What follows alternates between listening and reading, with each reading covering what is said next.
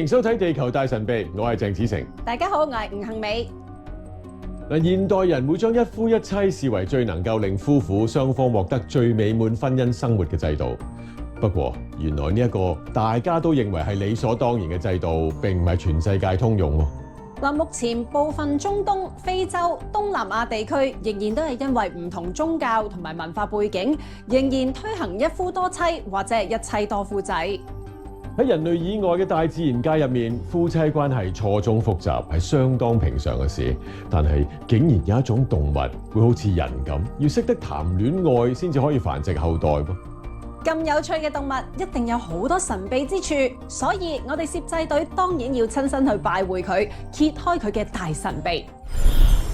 喺大自然世界之中，覓食同求偶繁殖可以話係絕大部分動物嘅最基本慾望同埋需要。人類亦係其中之一。人類會設立道德規範，避免因為覓食同求偶慾望過度而作出損害他人嘅行為，亦係人類同其他動物最大分別。不過原來亦都有唔少動物都相信戀愛萬歲，從而選擇終身伴侶呢一套。例如大灰狼、歐亞河狸、長眉企鵝、禿頭雕、長臂猿、松果蜥、北極海鷹，佢哋都係一夫一妻制嘅堅定支持者。喺馬來西亞，我哋就見到一種神秘動物，佢唔單止非常支持終生伴侶制，甚至仲蘊藏好多可歌可泣嘅愛情故事。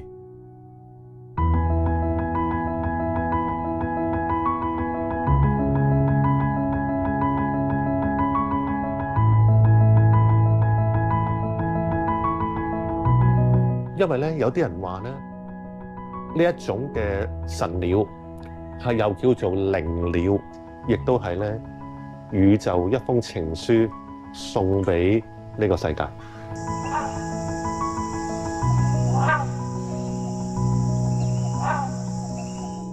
而呢一種神鳥就係馬來西鳥，係全世界50種西鳥之中嘅另類，亦係東南亞一帶嘅獨有品種。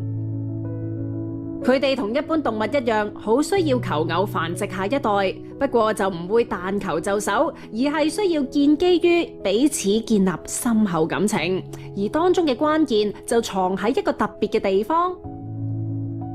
你見到佢啲顏色係漸變嘅，特別個嘴啦，佢個冠啦，特別喺頭部，佢由白色同埋有紅色漸變黃色。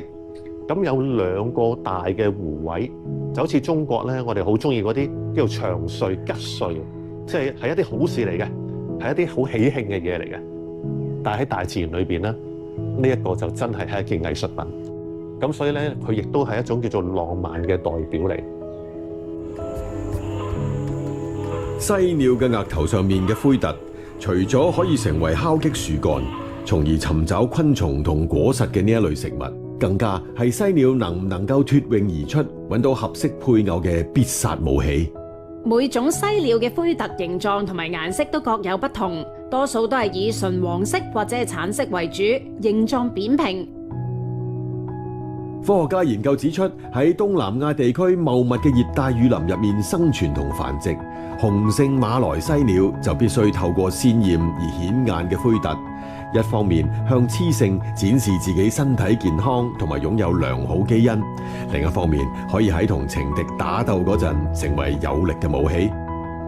抱得美人歸嘅雄鳥必須要同老婆建立一段互相信賴嘅夫妻關係，先至能夠繁殖到下一代。當雌鳥需要產卵嗰時，佢就會將自己封閉喺樹窿入面。雄鳥為咗保護老婆，就會用泥土同糞便將樹窿封埋，只係剩翻一個細窿，令雄鳥可以餵食雌鳥。如果對彼此信任唔足夠，絕對冇辦法順利繁殖到下一代。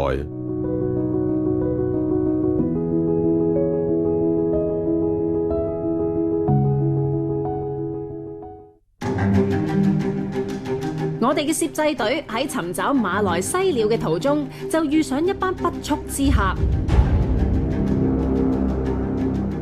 佢哋不斷喺我哋頭頂上面展翅拍翼，來回穿梭。當中有啲飛到攰嘅時候，甚至企喺我哋身邊，完全唔怕我哋人類。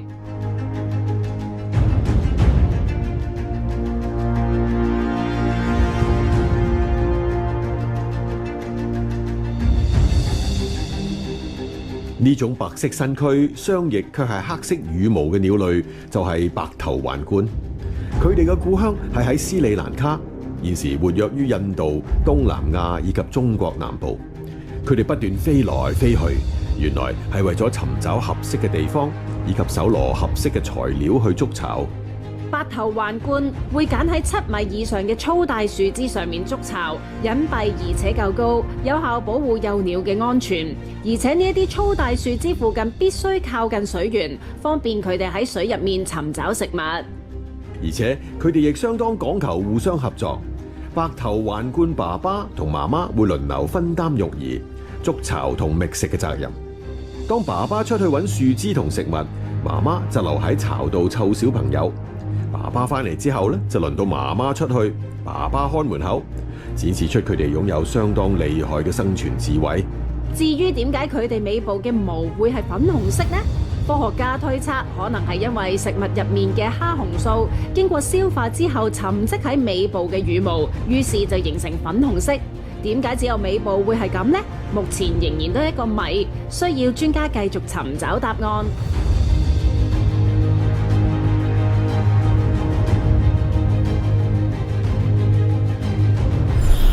而喺白頭環冠棲息嘅樹林附近，我哋攝製隊仲遇上一種稀有動物。但佢本來咧係森林嘅霸者，但係而家竟然自身難保。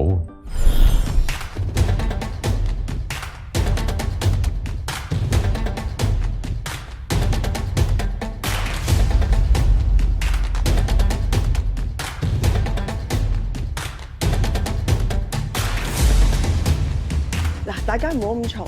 我身後邊呢隻馬來西亞虎咧，而家瞓緊覺。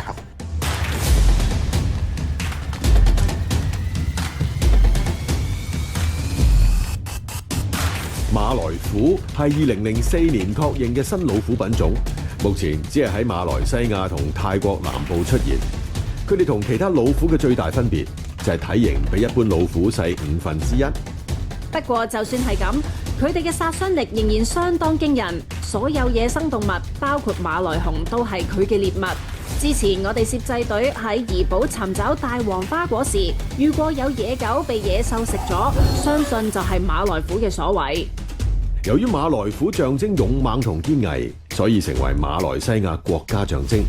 喺國徽以及多個公共機構嘅標誌都有馬來虎嘅圖樣。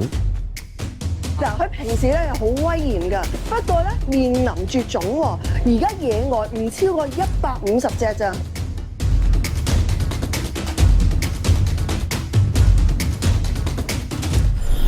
專家指出，由於馬來虎對民居同埋牲畜造成極大傷害，咁淨係喺1993至到2003年之間，馬來虎已經造成超過40萬美元嘅經濟損失，因此被民眾大規模獵殺。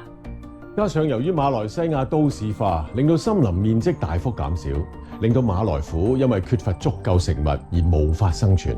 結果馬來虎數量由90年代嘅600至800隻，跌到而家只係剩返唔夠150隻，被列為極危物種。講起稀有，我哋攝製隊仲喺馬來西亞遇上一件相當稀有嘅奇異事件。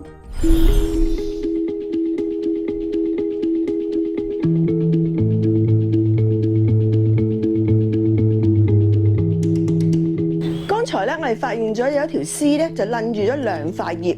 咁我望真啲咧，原來咧佢中間有粒種子嘅喎。咁我哋喺度研究啦。咁其實咧，佢係咪好似啲竹蜻蜓咁樣樣，可以喺空中旋轉咁去飛嚟飛去嘅咧？咁樣，咁我哋真係拋佢啦。原來佢真係可以嘅喎。咁我哋就好想咧拍多啲。咁我就話啦，天父啊，你俾多啲呢啲嘅種子我哋啊。咁一陣大風吹埋嚟之後，哇！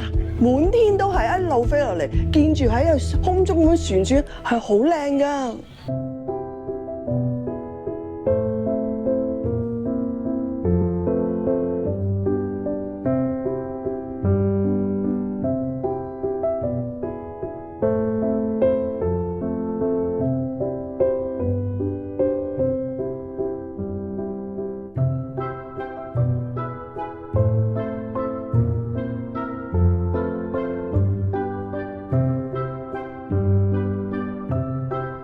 咁奇特嘅現象，原來唔係經常可以見到，而且仲嚟自一種相當珍貴嘅樹木。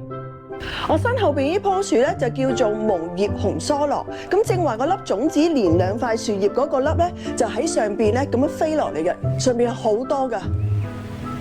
呢種無葉紅疏蘿高達45米，係一種目前只會喺馬來西亞同埋印尼先至會見到嘅大樹。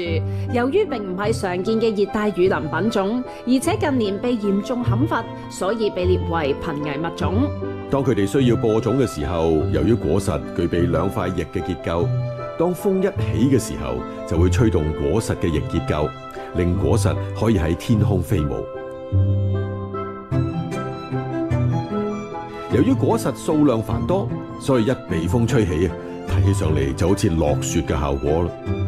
不過呢一種咁大規模嘅空中飛舞現象，通常係每3至到7年先至有一次，所以可以俾我哋見到以及記錄落嚟，到底真係巧合，定係背後有設計師計劃好呢？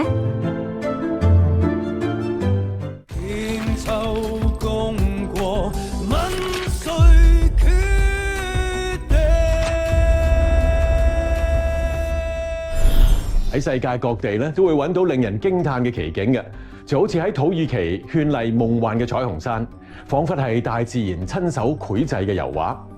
但係你知唔知道啊？呢一個絕美奇景嘅背後咧，隱藏住一個驚人嘅真相，佢可能係遠古全球大洪水嘅遺跡。冇錯，冇人會相信呢啲層疊交錯嘅彩色岩層係偶然形成。有科學家亦都發現，從中國嘅河西走廊到土耳其嘅奇岩地貌，都有好多相似嘅地質結構。佢哋都指向同一個可能：一場席捲全球嘅滔天洪水，巨大能量重塑咗我哋今日腳下嘅土地。呢啲斑斕嘅色彩係遠古礦物質沉積嘅見證，更可能係地球留俾我哋嘅未來密碼。跟住，讓我哋一齊解開呢段被時間掩埋嘅遠古之謎。土耳其，一個橫跨歐亞大陸嘅神秘國度，特殊嘅地理環境令呢度成為自古以嚟嘅兵家必爭之地。多個顯赫有名嘅強大帝國曾經建都於此，從而留低唔少歷史文化遺產，造就呢度成為一個充滿不可思議事件嘅領域。其中一個最不可思議嘅事件，就係呢度擁有無數世界奇觀，從遊客絡繹不絕嘅棉花堡，到充滿歷史謎團嘅哥貝克力石陣、卡拉漢石陣，全部都超乎人類嘅邏輯想象。更不可思議嘅係，傳說中嘅挪亞方舟喺經歷40日滅世大洪水，以及接近1年喺汪洋之中漂流之後，無數科學家相信方舟最終就停泊咗喺東北部邊境嘅阿拉納山。而喺阿拉納山附近，我哋攝製隊就喺其中一個壯麗嘅超自然奇觀之中，發現到從遠古時代遺留俾我哋嘅神秘密碼。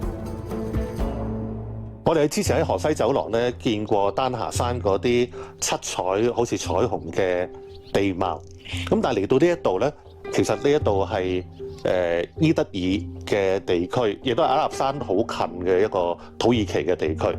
但係你見到嗰啲嘅地貌形成咧，嗰啲嘅七彩圖案同樣喺度出現。好多地質學家就講話，其實可能好多即係億萬年前咧，其實呢度咧曾經係一個即係水底嚟嘅。咁但係因為咧啲水被蒸發咗，不同嘅礦物質咧就被泥土石侵入咗，而呈現咗不同嘅顏色。譬如白色可能係鹽嚟嘅，而紅色就係鋁嚟嘅。你都覺得好似係一個好偉大嘅藝術作品咁樣喺個地球表面上面出現。位於阿拉納山西北面嘅圖茲盧賈山區，由於顏色七彩斑斕，因此亦被稱為彩虹山，亦被土耳其政府列為國家級地質遺產。呢一種神奇嘅七彩地貌喺世界上其他地方都有，例如喺中國張掖丹霞山、秘魯、阿根廷同伊朗都有類似嘅彩色山丘。點解世界各地唔同地方都會有咁非自然嘅自然景觀呢？科學家唔單止未有統一嘅答案，仲因此引發唔少嘅爭論。有好多嘅地質專家啦，咁佢哋從地質學嗰邊去研究啦，即係冇任何干預，咁咧就嗰啲地質慢慢咁累積咗過億萬年，咁就變成咁樣嘅地貌，就係一種叫均變論，好平均嘅嗱，冇外力去滲透或者去推動佢嘅。但係有一種咧就叫災變論，災變論即係話一場大嘅鋪天蓋地滅世嘅水災，而咧好短時間裏邊形成咗呢一啲咁樣嘅高山低谷，而且裏邊沉積咗咧就係有好多唔同嘅礦物喺裏邊，就形成咗咁樣嘅效果。支持災變論嘅專家認為，喺遠古時代出現嘅大災難，例如大洪水，將原本散落喺唔同地方嘅各種礦物衝上去多座高山。呢啲高山係由地殼變動而形成。後來由於地形高差劇變以及不同程度嘅河流沖刷，令到散落喺唔同岩層嘅礦物顏色出現唔同嘅變化，造成彩虹山色彩層次分明。因此，彩虹山埋藏咗一個秘密，就係世界曾經出現全球性嘅大自然災害，同時提醒我哋，足以影響全世界嘅大自然災難隨時都會出現。土耳其嘅阿拉納山地區數千年嚟一直都流傳住一個故事，就係挪亞方舟最後停泊嘅位置。好多探險家同埋科學家曾經去到嗰度尋找方舟嘅蹤跡、大洪水而成嘅地貌，同埋阿拉納山上邊被發現嘅古木結構，究竟同創世記中描述嘅大洪水同方舟係咪喺呢度同時出現？今日地質學家以及考古學家喺世界各地，無論係高山、深谷、沙漠，都發現海洋沉積物，甚至化石，都指向咗同一場大洪水嘅證據。例如土耳其卡帕多奇亞嘅精靈煙囪，呢啲蘑菇狀嘅岩柱，正係火山岩被洪水猛烈嘅侵蝕之後嘅產物。而類似嘅地形喺洪水傳說頻繁嘅區域反覆出現，呢啲唔通只係偶然？位於土耳其中部嘅卡帕多奇亞有一個壯麗奇觀，完全顛覆人類對大自然嘅認知。喺呢度，你會發現有好多好似戴咗帽嘅石柱，一支又一支咁插喺廣闊嘅大地上面。喺北美洲、歐洲、非洲同埋亞洲部分國家都出現過類似嘅石柱，到底點解會咁嘅呢？我哋攝製隊喺當地朋友口中得知，喺東部小鎮納爾曼亦有類似嘅石柱群，於是我哋決定去揭開呢個大神秘。Parachute 先生，我哋而家喺邊度呢？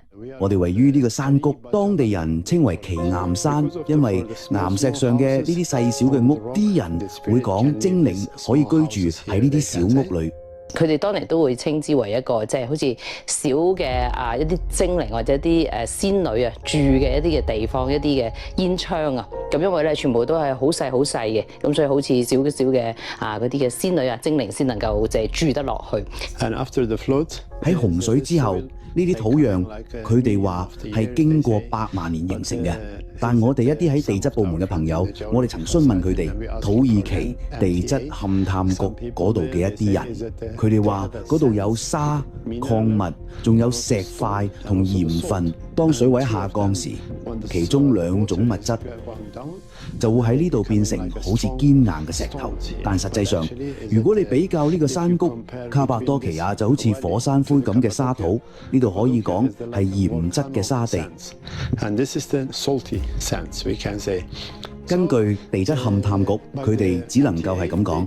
我剛收到呢個資訊，佢哋會將呢啲地點列入聯合國教科文組織名錄。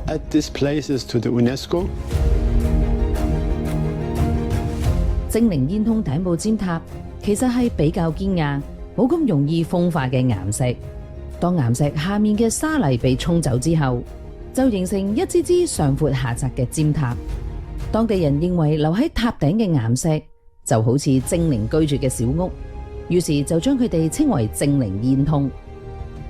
對於精靈煙囪點樣形成，科學家推測係由於當地經歷過多次火山爆發之後所產生嘅火山灰同熔岩沉積，形成較鬆軟嘅凝灰岩層以及較硬嘅玄武岩層。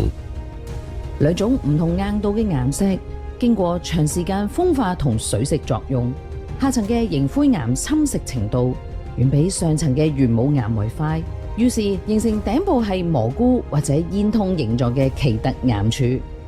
亦有另一派專家推測，係地球曾經出現過例如洪水呢一類滅世大災難，先令到唔同軟硬程度嘅岩石喺大洪水嘅衝擊之下，形成不均勻嘅侵蝕，最終變為精靈煙通呢個奇特現象。